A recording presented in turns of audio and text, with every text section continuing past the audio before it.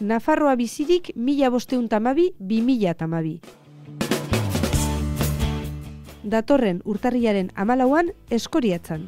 Atxorrotzeko gazteluaren plakaren inaugurazio jaia. 10:30 Aitzorrotzera igoera herriko plazatik. Inaugurazio ekitaldia eguerdian eta ondoren txistulariak, dantzariak, San Miguel bertsolaria, Petxi, Andoni eta Inaut musikariak. Arratsaldeko 6etan mahai ingurua Ibarraundi museoan eta gauean Nafar jaia Inkernu tabernan Joseba Irazoki eta Petxi eta Andoni Sound System taldearekin.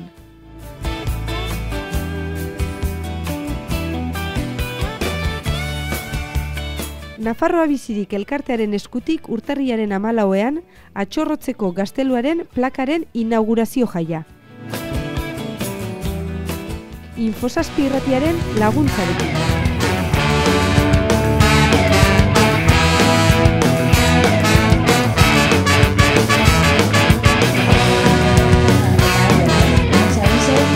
Eta eskerrak zuek emutza zuen bultzada proiektu honei, ez?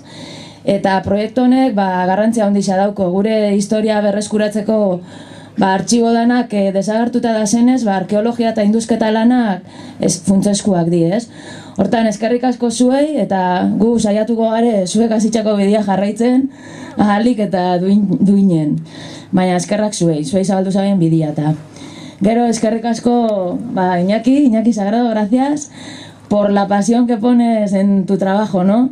Y cómo nos transmites todo lo que tus conocimientos, que venimos todos aquí, te oímos y nos imaginamos la torre, cómo era esto hace tantos años y la labor que has hecho, ¿no? Tanto con los críos, los mayores, con todos. La labor aquí, aparte de recuperar las piedras, que es importante, el patrimonio, importante la arqueología, es el concienciar, ¿no? Y han venido chavales de todo el valle, de todo Guipúzcoa, y hablar del estado de Navarra, hablar del reino de Navarra, hablar de lo que fuimos y de lo que supuso en su día, ¿no? Dentro del marco, vamos a llamarlo europeo, medieval, pues es importante, ¿no?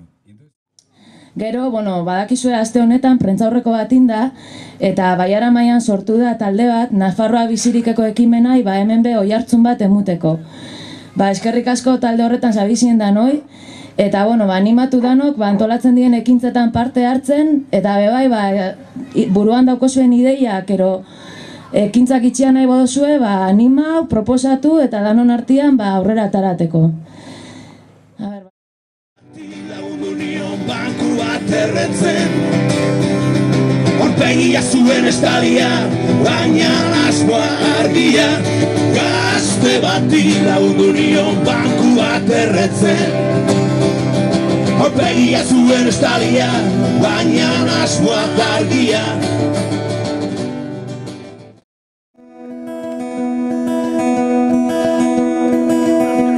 Amaiur gaztelu baltzori Berrehungu barioro zumin Zaitzen zatu benzaldun honak Naparraldez egin da bezin Berrehungu barioro zumin Gaztelupian dago zilik Ordutiko nazen bat laino Nafarroan ez da berririk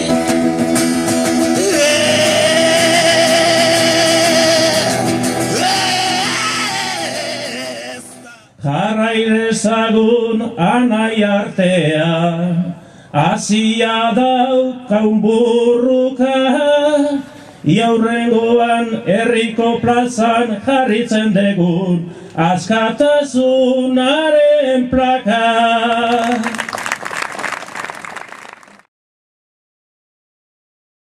Gaur egun argi eta garbi dakigu ezta, Nafarroako erresuma indarrez konkistatua izan zala.